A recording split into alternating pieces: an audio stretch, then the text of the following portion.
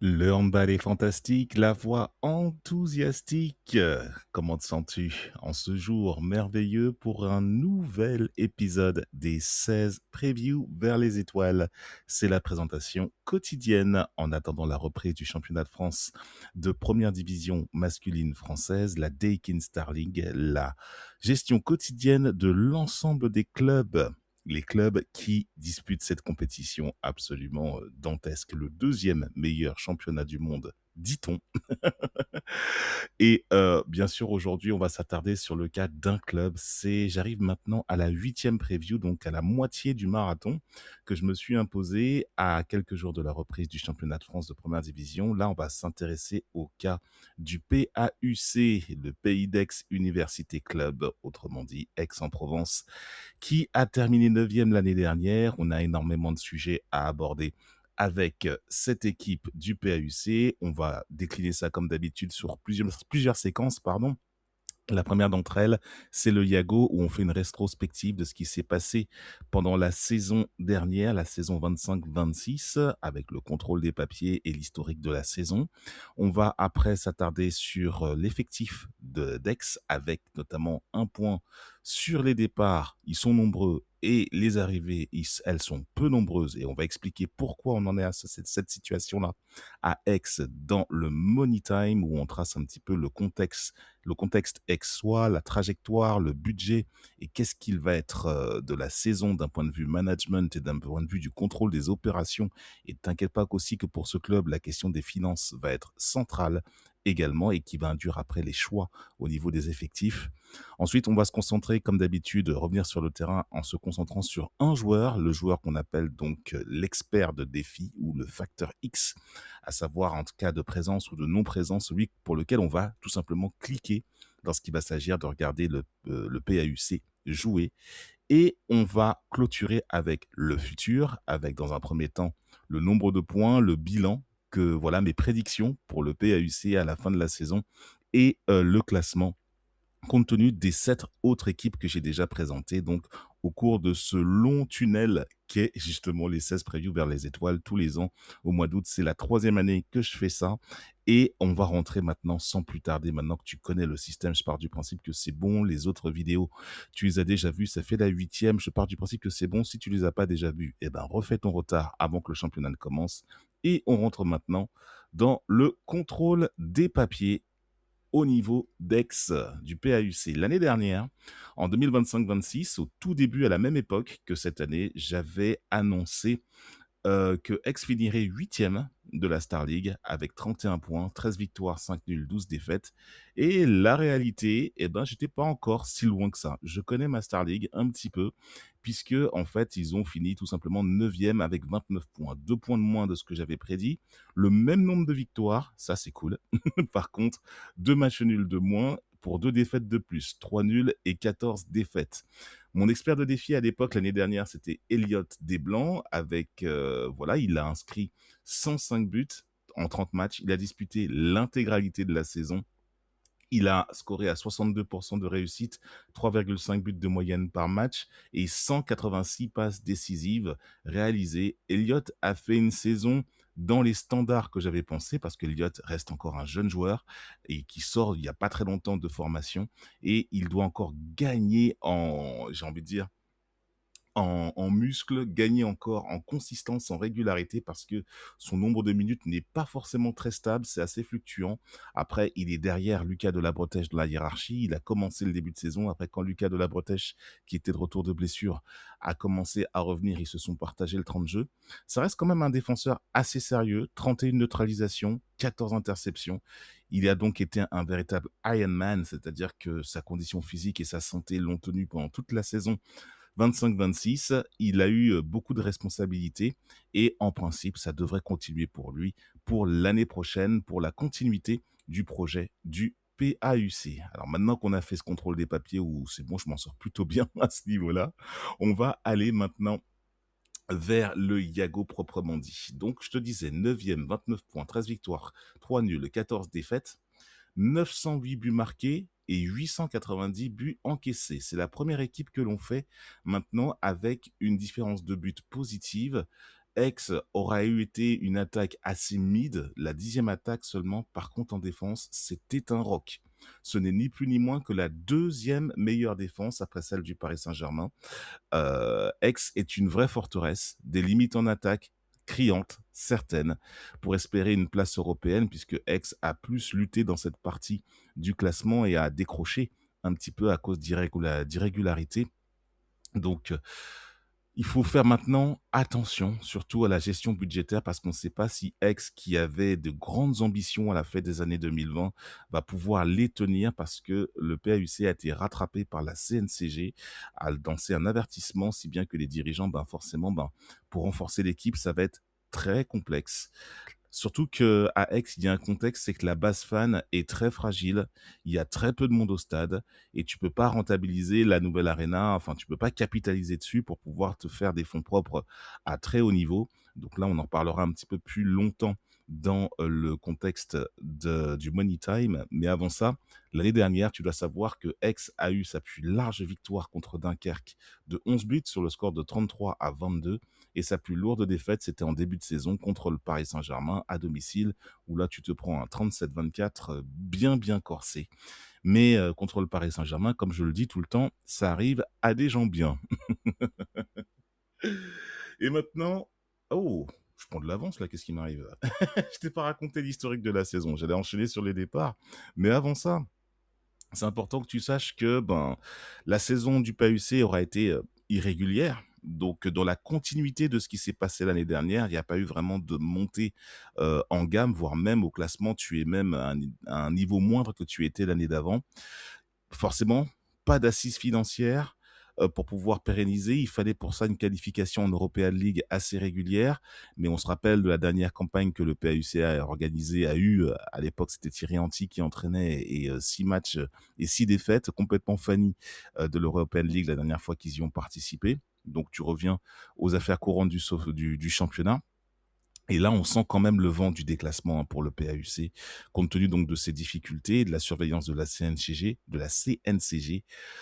Bref, l'année dernière, si tu veux, dans ce contexte-là, on ne savait pas trop à quoi s'attendre avec le PAUC, qui est capable de perdre contre un candidat au maintien dès la première journée contre Chartres de 2 buts et de se reprendre après contre Dijon, toujours candidat au maintien l'année dernière, de 4 buts, et aussi de reculer devant ses Rennes de 6 buts, et le match d'après de confirmer ses incertitudes contre le PSG. Bien sûr, je te l'ai dit tout à l'heure en préambule, en se coltinant sa plus lourde défaite de la saison, 37-24.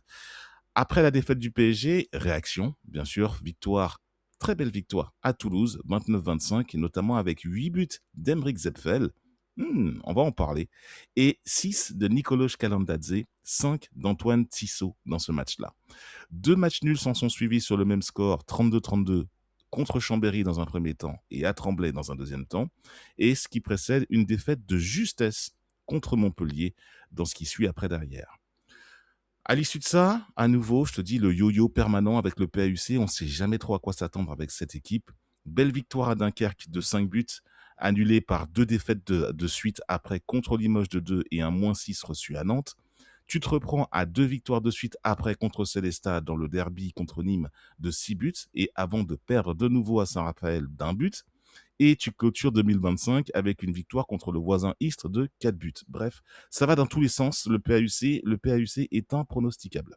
C'est très difficile à gérer avec eux, ce qui fait qu'après, quand tu es irrégulier, tu arrives en milieu de classement. Tout s'explique. La phase retour compte reprend avec cette fois-ci 2 défaites, mais pas des plus infamantes. -2 à Chambéry, futur européen, et suivi d'un -4 à Paris. 3 matchs sans défaite après vont se poursuivre après la défaite à Paris. Une victoire de 2 contre Célestat et un nul à Chartres, 30 partout. Après, tu t'inclines de justesse dans un beau match contre Nantes, où il y a eu une remontada alors que tu avais la possibilité de l'emporter à quelques minutes de la fin. Et donc là, c'est littéralement un choke qui s'est proposé à ce moment-là. Après cela, tu mets un +11 contre Dunkerque, qui est vraiment Dunkerque qui est en convalescence, qui est malade à ce moment-là. Et Dunkerque ne fait absolument pas le poids. Et dans le retour du derby contre Nîmes, alors le derby, alors les 2 équipes ne sont pas dans le même département, mais pas dans la même région, mais séparées que de quelques kilomètres seulement d'un point de vue géographique. Tu mets plus de anime dans le derby de l'autre côté du Rhône et voilà quoi, tu confirmes quand même ton irrégularité parce que juste après, et ben, dans ton arena du Pays d'Aix et ben, tu perds 2-5 contre Saint-Raphaël. Voilà. On continue, l'irrégularité continue de plus belle. Une belle victoire, tu vois, contre de prestige, contre Montpellier 33-29, que tu avais déjà un petit peu envisagé. Alors, l'équipe d'Aix est capable de faire des choses, mais manque cruellement de stabilité. Et dans cette victoire contre Montpellier, on peut noter 6 buts de Louis Despréaux et d'Emeric Zetfel et 5 buts d'Antoine Tissot. Mais après, impossible de capitaliser parce que tu t'inclines 2 fois de suite à Limoges de 3 buts et contre Tremblay d'1 but. Et c'est Toulouse, après que tu as battu 38-31, là tu te reprends à nouveau, tu les bats 2 fois cette saison, mais c'est bizarre. Toulouse, tu les bats 2 fois, mais tu finis derrière eux. Au classement, au championnat à la fin. C'est typique d'une équipe complètement mid, capable de tout et qui peut faire des belles sensations contre Montpellier, s'incliner 2 fois contre Toulouse qui est juste derrière Montpellier dans la hiérarchie, tu perds contre un relégable à un moment donné ou une personne enfin une équipe qui est concernée par le maintien. Bref, la fin de saison se fait en pente douce avec une défaite de 4 buts donc chez le premier relégué Istres, donc pareil dans un autre derby de Provence à la J29. Mais tu te prends contre le deuxième relégué, tu finis ta saison contre le deuxième relégué Dijon en t'imposant de 6 buts et faire une belle fête à tous les joueurs qui partent à cette fin de saison. Donc voilà, cette saison qui aura été bien irrégulière, même si tu finis sur une bonne note contre l'équipe qui était déjà condamnée. Et justement, c'est le moment de faire un point sur les départs. Énormément et pas des moindres. Le capitaine, l'emblématique Mathieu Hong, 13 ans de présence au club, retourne du côté de Istres où il a été formé, il a fait son pôle quand il était jeune et son lycée à Istres, il retourne là-bas dans un rôle où il sera vraiment capitaine, voilà la pierre angulaire du projet de la reconstruction de Istres en Pro League. Mathieu Hong, alors qu'il aurait pu avoir des sollicitations en Star League compte tenu de son statut et de ses stats, et ben lui, Mathieu Hong, il a préféré, donc il a privilégié la famille et resté dans sa Provence pour ne pas déstabiliser notamment son jeu et tout son environnement. Et donc, il va évoluer en Pro League du côté de Istres, alors qu'il aurait pu faire vraiment des belles choses en Star League. Ce sont des choix. Aussi, Simon Forêt va partir du côté de Mulhouse-Rixheim en National 1 fédérale pour aller s'aguerrir. Tanguy Michel s'en va du côté de Sarrebourg en Pro League. Paul Gourdel s'en va à Chartres. Louis Despréaux, lui aussi, s'en va du côté d'Istres avec Mathieu Hong. Et l'Espagnol, l'ailier Adrian Casquero, lui, s'en va du côté d'Ademar León en Espagne. Retourne donc en Espagne. Alors, tu vois, si ces départs-là, ces 5 départs-là, en fait, si tu les vois dans cette séquence, ce sont des contrats finissants, mais tu vas voir dans la slide suivante qu'en fait, il n'y a quasiment pas d'arrivée ou peu d'arrivées. Et d'abord, le contexte. Tu joues dans une arena du Pays d'Aix qui sonne assez creux, qui est remplie à 35 voire 40% maximum dans un contexte de 6000 places. C'est une arène qui est beaucoup trop dimensionnée pour un club comme le PAUC. Le nouvel entraîneur, sachant qu'Éric Forêt est parti pour des raisons familiales et personnelles, c'est Édouard Fernandez Roura, ancien entraîneur de Cherbourg et connu à Aix, qui vient prendre le poste de coach principal. Son adjoint, c'est Nathan Hubot. Et maintenant, on va voir l'équipe sur la base avant pour commencer à l'aile gauche. L'arrivée, et c'est un des 2 seuls transferts, celle de Vanja Ilic en provenance de Chartres expérimenté, qui vient remplacer Mathieu Hong, littéralement. Il va remplacer Mathieu Hong. Adrian Casquero, lui, est parti, mais en fait, je t'ai mis 2 joueurs sur l'aile gauche, en l'occurrence Loïc Lavignac et Alexiou Stavros, qui a fait déjà quelques apparitions l'année dernière, mais Vanja Ilic est le seul ailier de métier capé dans cette équipe d'Aix qui nourrissait de grosses et de belles ambitions il y a quelques années de cela seulement. Et ben, on est obligé de dégraisser l'effectif tout naturellement. Au poste de pivot, tu as Hugo Brouzet, Paul-Louis Giroudou et Mohamedou Sidibé. Mohamedou Sidibé qui aura plus un rôle de défenseur. Ces trois joueurs-là ont leur contrat en cours. Ils étaient là l'année dernière et ils vont poursuivre cette année. Tu as après l'ailier droit, au poste d'ailier droit, Gabriel Lush, l'historique aussi, tireur de penalty, est toujours là, et Antoine Tissot, qui sont également toujours présents. Au poste sur la base arrière gauche, Nicolas Calandadze, Emeric Zapfel, on va en parler un peu plus tard, et Robin Molinier sont toujours là aussi. pas de remplacement. Au poste de demi-centre, de demi-centre, les deux mêmes, Lucas Delabretèche et Elliot Desblancs, pas de remplacement non plus. Au poste d'arrière droit, un nouveau, Magnus Sondena, venu de Kolstad en Norvège, va venir faire la maille avec Alexandre Trita, qui lui aussi, pareil, l'ancien chambérien, toujours fidèle au poste.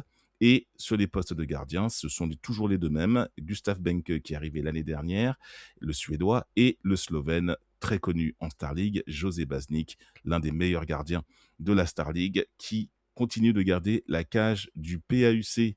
Alors, tu as vu, hein, seulement 2 arrivées, 5 départs pour des contrats finissants.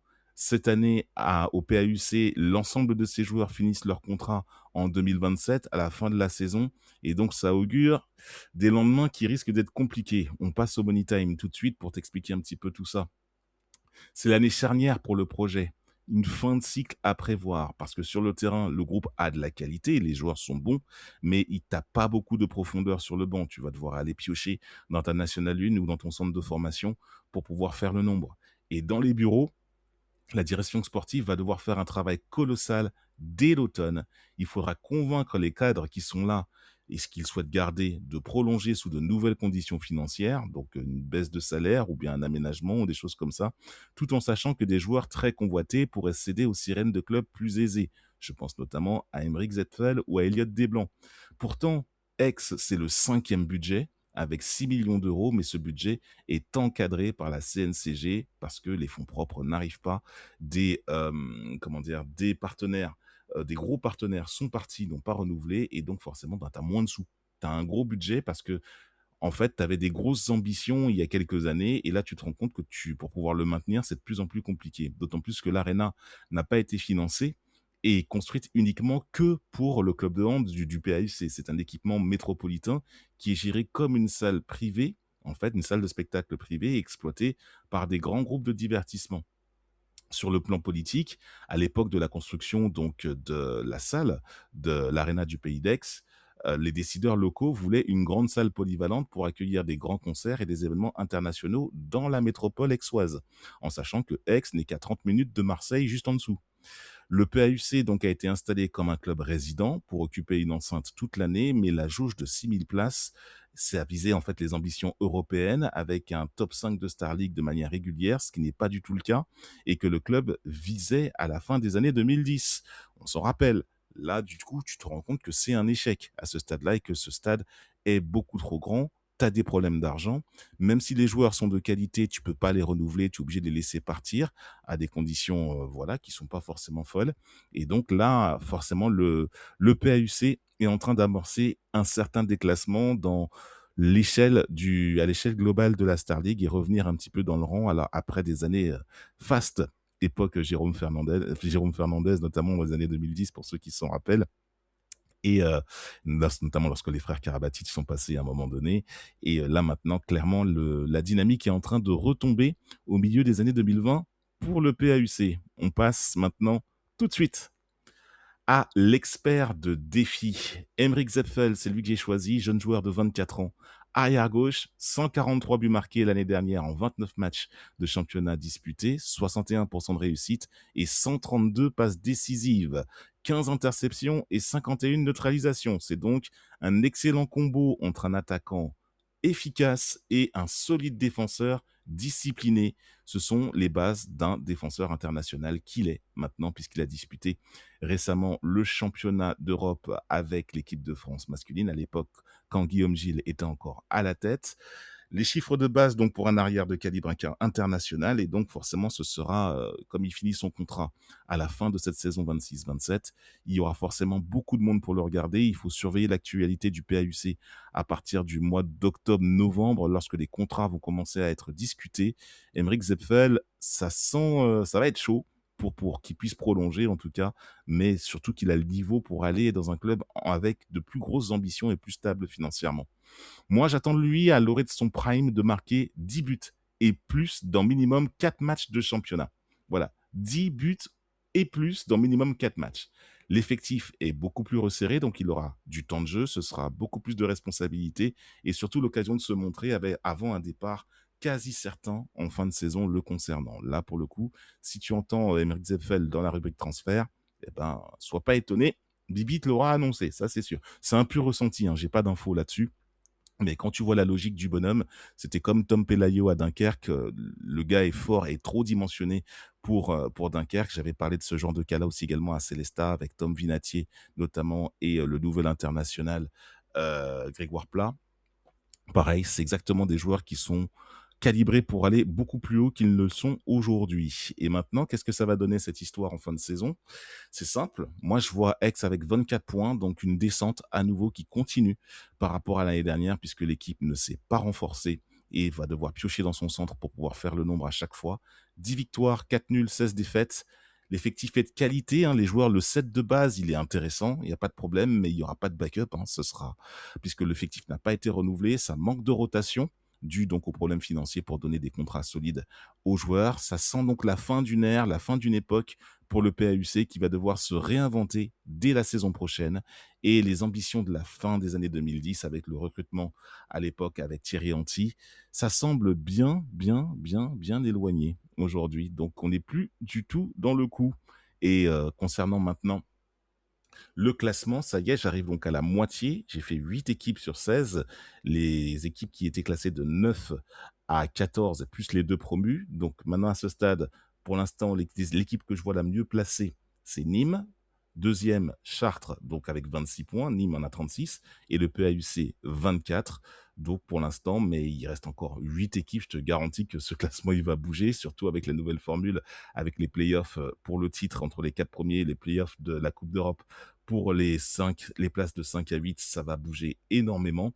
Et donc, tu commences à sentir un petit peu des choses. Voilà pour ce qu'il en est de cet épisode au sujet du PAUC, irrégulier comme tout, mais voilà, malheureusement, je sens la saison un petit peu plus technique, un peu plus galère pour les PAUC cette année, à moins que, ça se trouve, je peux complètement me tromper, des fois, tu as des équipes qui trouvent des ressources dans ce genre de situation et qui arrivent à trouver le bon tempo, à trouver une sorte de rythme, surtout que le nouvel entraîneur qui vient de Cherbourg, pour lui, c'est une opportunité.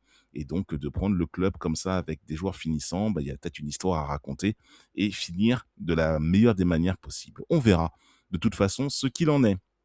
Voilà pour le PAUC, pour ce 8e épisode des 16 previews vers les étoiles. Si tu as aimé, je t'invite à lâcher ton pouce bleu pour un like, à commenter si tu as des précisions à apporter, s'il y a des choses que j'ai pas dites ou des choses que j'aurais pu dire ou des choses que j'ai oublié de dire. N'hésite surtout pas, j'ai pas la science infuse, c'est pas exhaustif, mais c'est ce que j'ai compte tenu des informations que j'ai recoupées quand il s'agit donc du PAUC. Je t'invite donc aussi, si ça t'a plu aussi, à partager auprès des personnes proches de ce club, ou des supporters de ce club, supporters qui manquent beaucoup. On se rappelle des Rompeu di Fada qui ont complètement cessé les relations avec le club depuis quelques années maintenant. Ça sonne bien creux maintenant. Au PAUC, ça c'est quand on entend à chaque fois qu'on va là-bas sur un match de Bein, c'est clair, c'est difficile à diffuser à la télé, mais néanmoins, on les soutient dans leur quête de stabilisation financière. Quoi qu'il en soit, le PAUC aura marqué ces dernières années haut et fort. Ça devrait suffire pour se maintenir, mais après, l'année prochaine, il va falloir repartir de zéro. C'est une certitude. Allez, je m'arrête là pour cette vidéo. On se retrouve demain pour parler notamment de Tremblay. On va monter en région parisienne auprès de l'équipe qui aura fini 8e l'année dernière, la belle équipe de Tremblay. Passe une bonne journée ou une bonne soirée, quel que soit le moment où tu écoutes. À très vite.